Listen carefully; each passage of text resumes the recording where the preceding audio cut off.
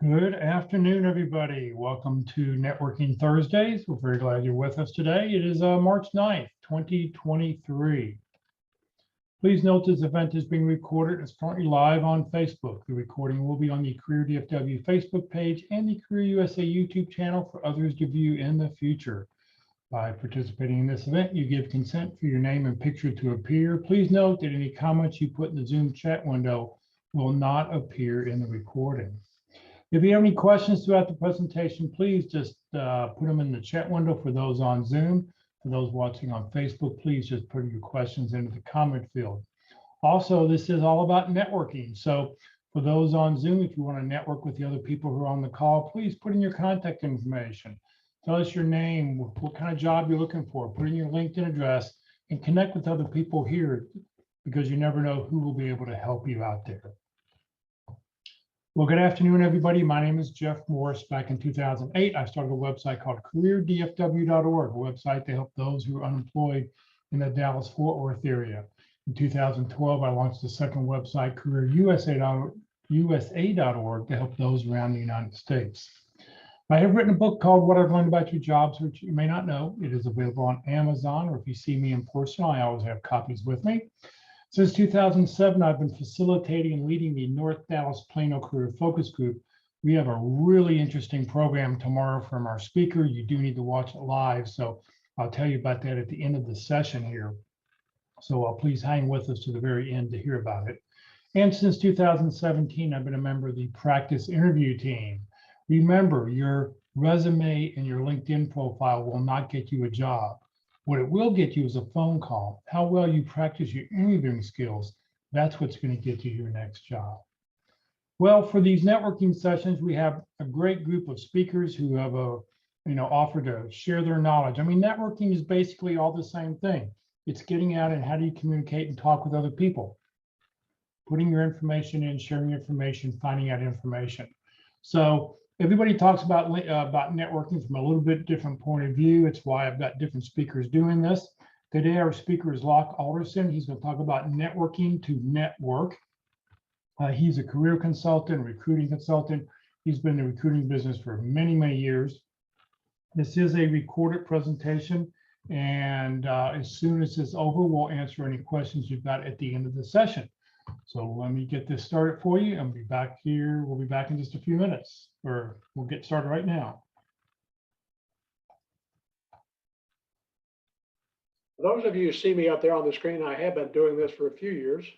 My background is 41 years in the industry.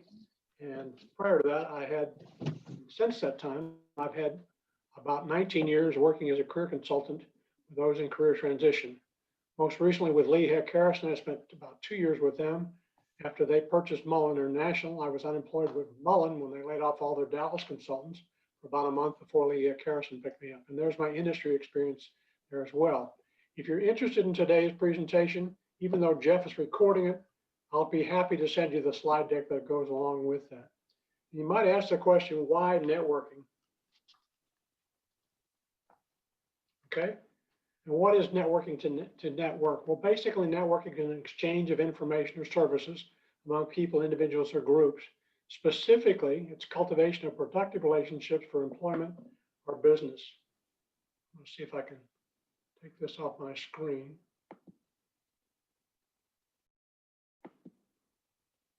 And do it that way, okay?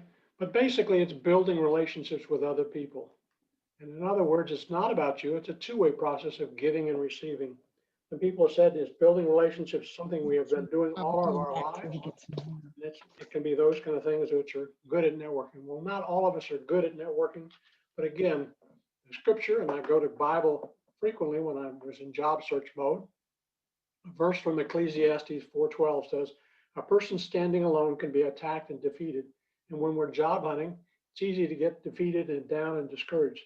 But two can stand back to back and conquer, and three are even better, for a triple braided cord is not easily broken." That's just something about networking. Again, it's something that people do. Some people I know, I worked with somebody at E-Systems for a number of years.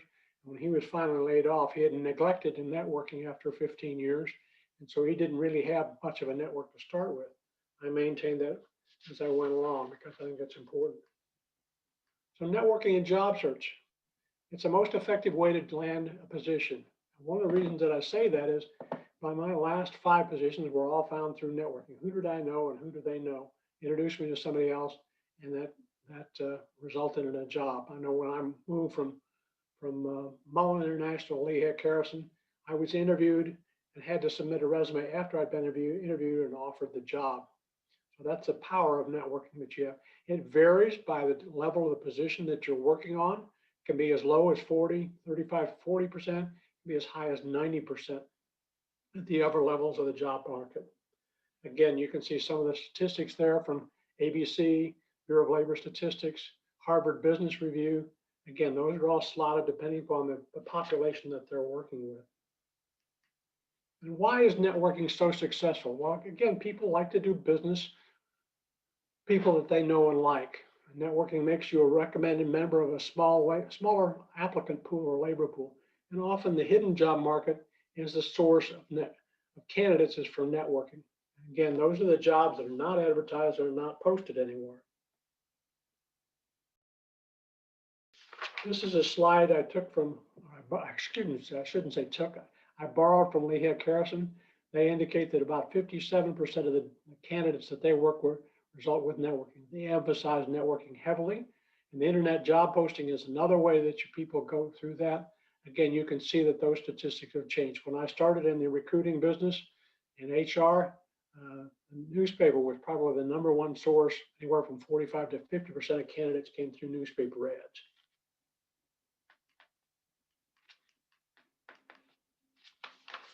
When do you start networking? Well, if you haven't started, the time to start is now.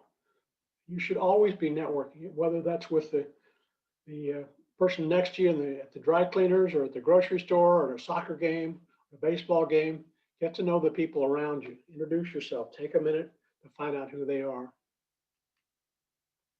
You should be attending unemployed groups that are available. 2 to 3 groups a week. The best source of finding some of those is on careerdfw.org. There's a whole source of those. Their calendar lists a number of them. 2 of the more popular groups here in the Dallas area, the Frisco Connect and for South Lake Focus Group. And they're groups where you can meet unemployed people. But don't limit your networking to unemployed. You want to meet with some of the employed people through professional groups like the Dallas chapter of the CPAs, American Training and Development Group, Financial Executive Networking Group, Marketing Group, Networking Group, North Texas Association of Mortgage Professionals. It was a group that when I was doing work with Mullen International, working with a lot of mortgage candidates, mortgage brokers, a lot of work. And that was a group that met regularly at the Prestonwood Country Club in North Dallas once a month. Another group, you can go to service groups or business groups like Chamber of Commerce, Knights of Columbus, Rotary, are all groups that have regular meetings, and they'll take, even though now, I shouldn't say even though now that they're back in meeting face to face, it's easier to attend some of those, and some people will sponsor you to go to meetings like that. Alumni groups. I happen to have attended Texas A&M for my undergraduate degree, and that's a group that has a couple of former students associated. They don't call them alumni at A&M. And meetups. You can Google meetups. On any profession here in the Dallas area, there's at least 50 different meetups that are available to you. And accountability groups. They're important because an accountability group, if you have that partner, that second or third person, they can help you when you get down and discouraged, and you can offer them encouragement as well. People have similar needs that they may be willing to share. If I can't get the job and you have a background like mine, I want to encourage people to consider you. So that's another way to do that. So how do you start networking? Well, first you need to start with a networking plan. It doesn't have to be something very formal and structured. It could be something fairly basic, just to name the companies, making a list of the target companies that you're interested in. Data Axle, which is now known as Data Reference Solutions, used to be Reference USA, is another source of information about companies. The databases of Dallas-Fort Worth companies and NAIC codes, which is something that the government produces. You can research target companies and industries. You can use LinkedIn's company section and look up companies and find out information about them. And you might also ask, well, how do I find companies? Well, do a people search for yourself on LinkedIn. Look up your profession, whether that's an accountant or a sales rep, limit it to the Dallas-Fort Worth area, and look at some of the people that show up on that. Hopefully you're going to show up in the first 10 screens. That's about 100 thumbnail sketches of people. But if you don't, take a look at some of the profiles of the people that are there. Take a look at the verbiage that's there. That's some verbiage that you can include in your profile, but it's also a list of companies that have work like the work that you perform. They may not have current openings, but those are companies that you may be wanting to start networking with. You can take information from Glassdoor about companies in terms of the reviews and the ratings of the companies, and you can reach out to contacts on LinkedIn. You want to determine who your companies are, your LinkedIn companies. Kip Lipson and Mike Ray used to teach a class on Reference USA, which is now, I want to say that's the company that it is, Data Solutions. If they're doing that, it's certainly a worthwhile attendance to their presentation on that. Information about certain companies' industries, the names of contacts. Some of those companies have the names of the executives on that, and advice on your campaigns. The data reference solutions is available at your public library, and a reference librarian can show you how to use it. In some cases, if you have a library card, you may be able to access it from home and make a list of the companies that you're interested in here, say in the Dallas-Fort Worth area, or if you're looking in other areas like Atlanta or New York. I know when I was with Mullen International, I had a candidate from the bank here in Dallas. He was looking to go to work in New York City. We helped him find some things in New York City using resources online. Well, developing your network, you want to start with your primary contacts. Who do you know? Your family, your friends, your professional associates. Making a list of those and getting in touch with them. It doesn't have to be anything simple, but you want to reach out to them generally by telephone. Why by telephone? It's the method we use for contacting people. If you have some phone phobia, you might want to write down or script out what you want to say. Basically, it doesn't have to be anything lengthy or formal, but you can list out what you're interested in, your name, a little bit about your background if they don't know you, and talk to information you're trying to develop a relationship with them. Start with a low-hanging fruit, the people that you know, and as you get more comfortable making those calls, making those contacts, you can reach out to others. So that primary contact can be your neighbors, social acquaintances that you have, that you've met socially, classmates and alumni, if you've kept in touch with some of the people from your school, teachers and professors, former co-workers, clients and vendors, anyone that you've written a check to in the last year. Maybe you're your hairstylist, as I said, or your cleaners, if you've developed any kind of relationship with people there. Those are some people that you can keep in touch with. Your Christmas card list is another one I have. When I was out of work from Siebel, I was laid off in 2002. And in 2003, November of 2003, we sent out our Christmas card list, which we do every year. I sent one to my former boss. January the 2nd, he calls me up and said, would you have any interest in coming back to work on contract? And I said, of course.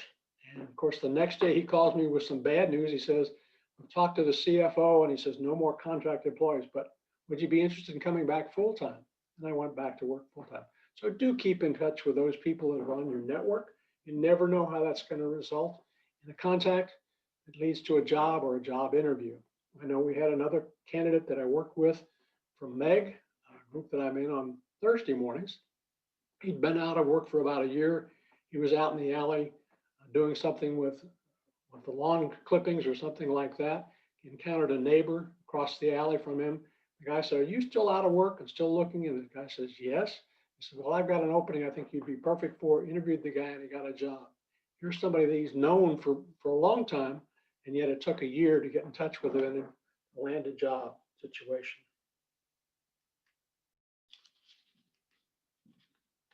Start with a goal of 1 or 2 informational interviews or calls a day.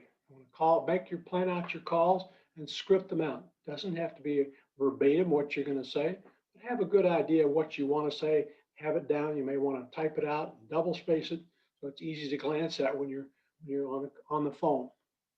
Your message needs to be clear and concise and focused. It basically is your 30-second commercial, perhaps a minute resume. They're very similar, just a little bit more details on those. And role play with a friend to help you get started in situations like that. Makes it easy, gives you confidence. There's secondary contacts that you want to get in touch with, or people are at your target companies that you may know. Be respectful of those people's time, because their full-time job is not to talk to you on the telephone. They may have a job that they're getting paid for, or else they'll be joining you in the networking circles. Be organized and be prepared. And don't have a long-winded sales presentation. And be sure and take a breath when you're doing that. I know when the telemarketers call, sometimes they never take a breath before they're done with 2 minutes worth of talking. Again, can't get a word in edgewise on those.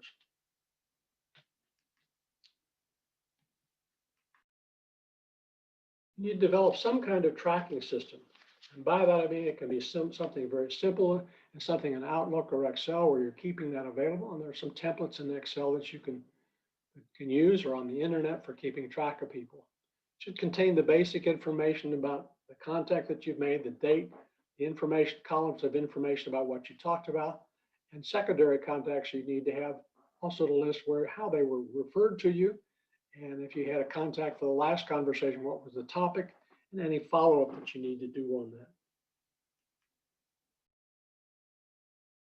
And remember, looking for a job is a full-time job, but it shouldn't be a job that keeps you 80 hours a week. Make a balance, make a calendar that you keep to it. Do it a week or two in advance. I know when I left a company, you generally turn in your laptop computer, and of course your contacts are in there, and maybe your calendar's in it. But keep a calendar. I know I still keep a calendar even though I'm retired, and keep it. My wife and I sat down yesterday to balance our calendars so we aren't conflicting with different things that we're working on. And try and maintain a positive attitude. As I mentioned, it's a time that you could be discouraged pretty easily when you get those no's on the telephone call that nobody's interested in you. You get those reject letters that they've gone ahead with another candidate. You need to have business cards, even though we haven't been meeting face-to-face. Face-to-face meetings are coming back now, and you need to have that be part of your image. It gives a sense of who you are and the talents that you possess on your business card. And if you don't have one, you need to make one. Okay, it's a one that you want to get and ask for others for. So what do you need to put on a business card? Well, there's some things that you need to have on it: your name and telephone number and your email address. I'd also put your LinkedIn URL. There's mine, and it's how that can be addressed, so somebody can easily type that in and go to your LinkedIn profile. If you have that on your resume, that's also how you need to list it on your resume, so if they click on that, it will automatically take them to your LinkedIn profile. You need to have the job target or the position that you've occupied, what you're looking for. What's the position that you're interested in? Some additional things that you can have. You can get them at a business supply store like Office Depot. You can go to Vistaprint.com. They used to be the cheapest, but that's no longer true. I checked with them today, and I think they have 100 for $15. I also saw another one on Google when I did that for 500 business cards for $8.50. Generally, a good idea to have black on white cards, black text on white cardstock is the standard. Make sure that it's legible, not too small a type font. You can be creative a little bit if you want. If you're in real estate, you may want to put a picture because it's often used as an identifier with people. But generally, pictures on resumes and business cards is not something we do. You want to be sure that it adds value to that. And because people write on business cards, frequently I know I keep a pocket full of them when I go out to make notes on things. Don't coat your business card with a plastic coating. I know I've seen a number of those that are coated on both sides, which makes it difficult to write on them.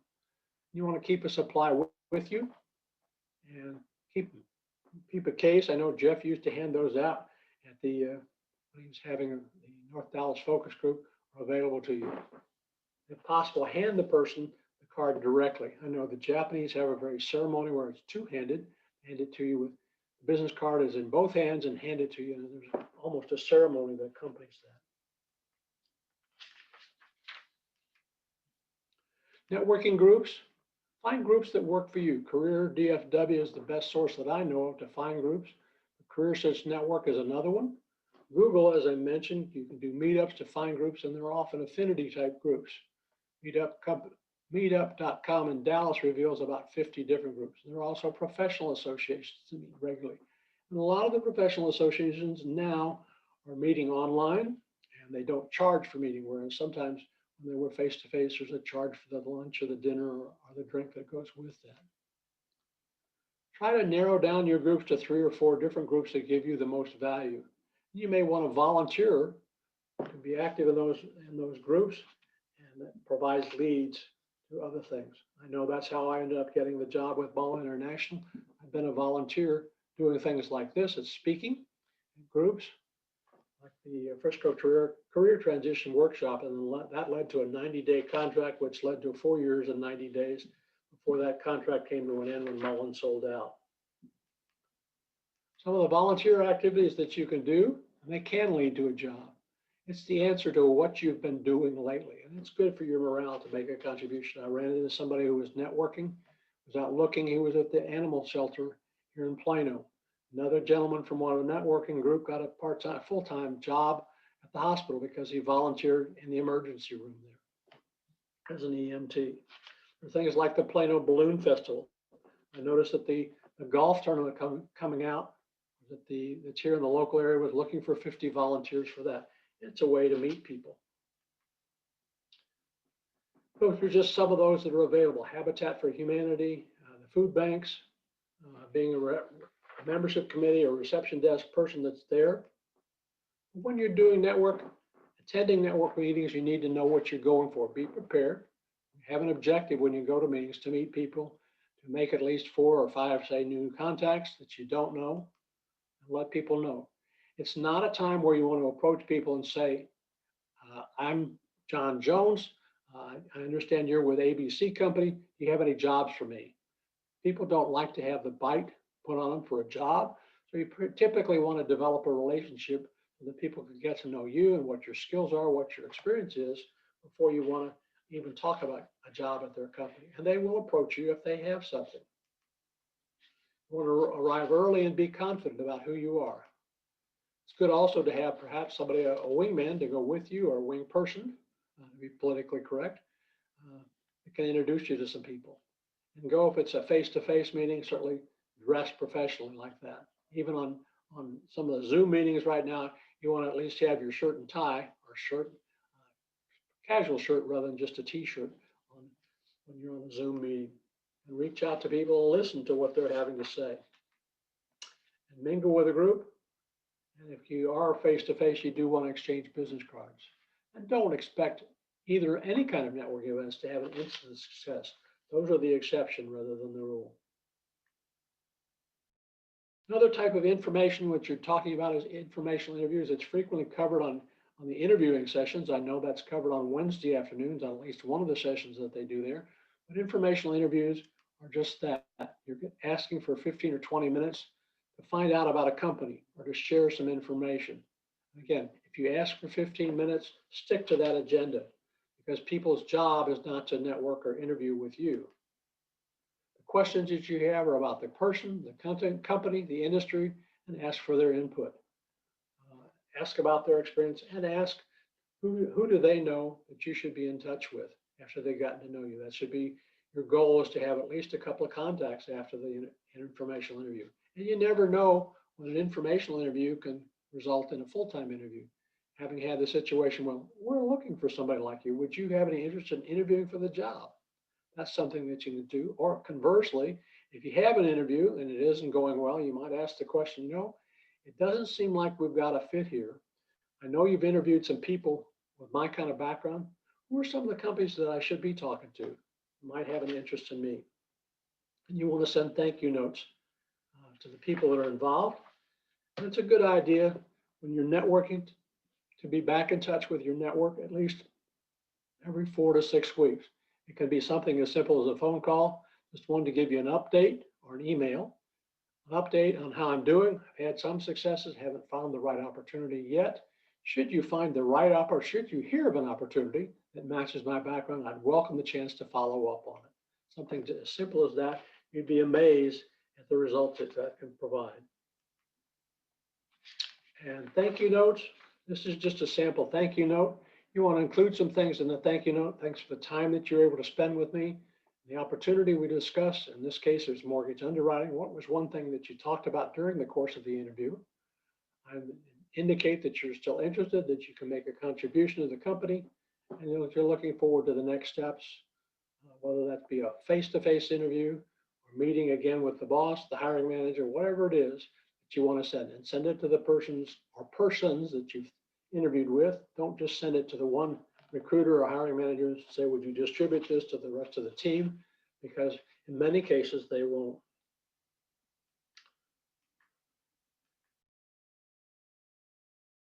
Jeff, I think I'm about done. I've kind of run through that in a hurry.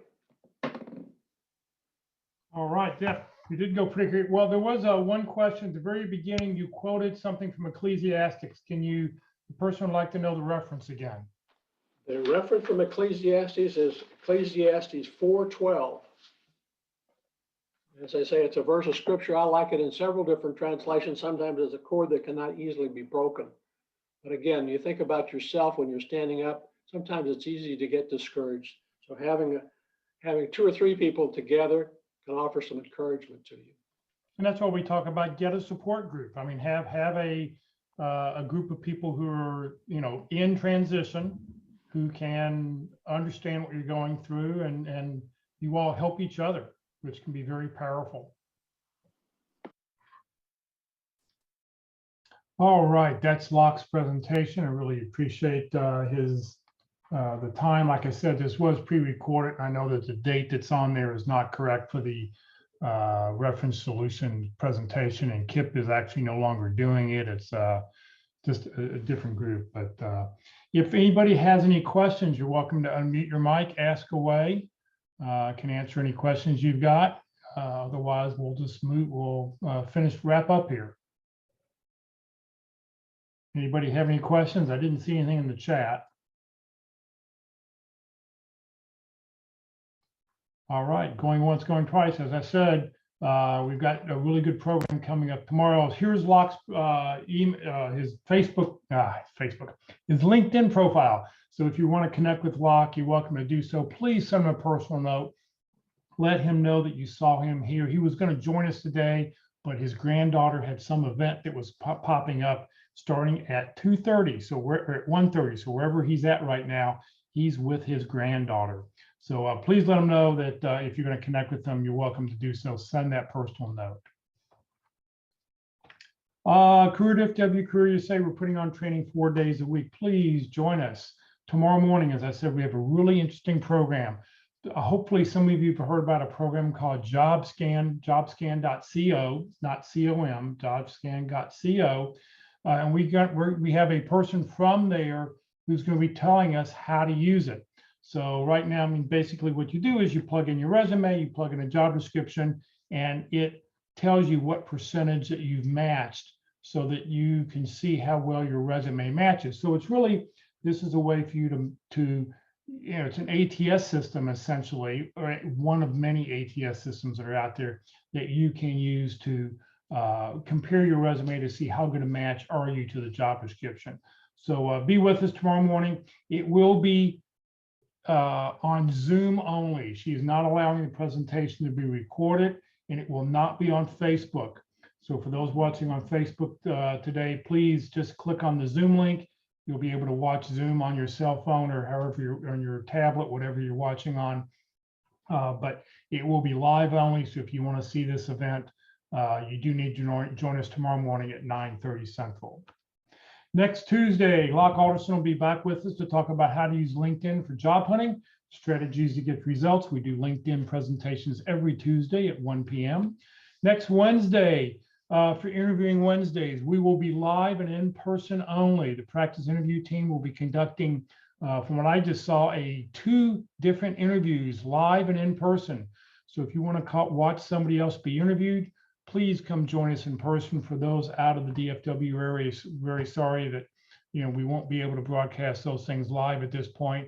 We're still trying to work out all the little nuances here, but we're trying to get people to come meet in person. It's very important. You put on your big boy pants and get out of the house and go see people in person. So no online session, will be in person only next Wednesday. As of now, I know that there's 2 different interviews that are going to be happening that you can watch. The next online session will be on March 22nd. On Thursday, next Thursday, being the third Thursday of the month, we're going to talk all about resumes. We've got a special guest speaker who will be with us live and in person, Elizabeth Lyon, or not in person, but we'll be live on Zoom and Facebook. We'll be talking about resume trends that she sees. Elizabeth is she's been in recruiting business for 20 plus years. She hires lots of people. She's seen lots of resume, and she's going to share what she sees, what's going on right now out there in the world with the latest resume trends. So some really interesting programs coming up. If you'd like to join the Career DFW or Career USA LinkedIn groups, you're welcome to join one or both. You do not need to live in the Dallas-Fort Worth area to join the Career DFW group, but I will tell you this, I do look at your profile. Please make sure your profile is really complete, because people are on LinkedIn so they can be found. If you don't have your profile really complete, why are they're just going to go to the next person. So give us some meat and give us some details. This session has been recorded. It will be on the Career DFW Facebook page and the Career USA YouTube channel. On the Career USA YouTube channel, click on playlist, and then at the very bottom, pick whichever playlist you want. I have over 420, 430 videos that are up there, but by clicking on the playlist, it gets you to 7 different playlists. You pick the one you want, and you can go back and then watch. You can see all the different dates and topics and go back and watch whichever topic you would like. If you're not receiving emails about our workshops and you'd like to join the Career USA mailing list, just send an email to Career USA, +subscribe at groups.io. You will never be spammed, but what you will get is the title of the day, the topic that we're going to talk about that day, and most importantly, the Zoom link. That way, just open up your email, click on it, and you'll be able to watch us either on Facebook or on Zoom. Please note, Career DFW, we're a 501c3 nonprofit organization. I'm a volunteer. All of our speakers are volunteers. Everything I've done over the last 14 years has just been to help you land your next great opportunity. So, just we're here to help you. We want to help you do your best. We want to help you get your next job. So thank you very much for joining us today, everybody. Have a great Thursday afternoon, and hopefully we'll see you tomorrow morning for a very interesting presentation.